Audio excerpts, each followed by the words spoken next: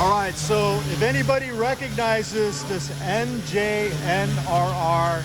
and there should be a number 86, that's because this locomotive was in the movie Brewster's Millions. This is the actual locomotive that you see in the movie driving through a baseball field. This is it. So that's what we're working on. We're working on an actual legendary movie star locomotive.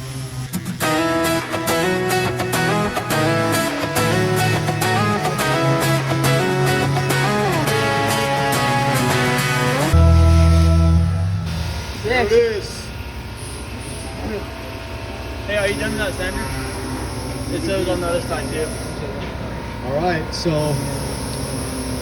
that's the first clue that this locomotive was in the movie. So what we're gonna do is start sanding on this side and seeing if the lettering, the original lettering from the movie is still here. So that's next.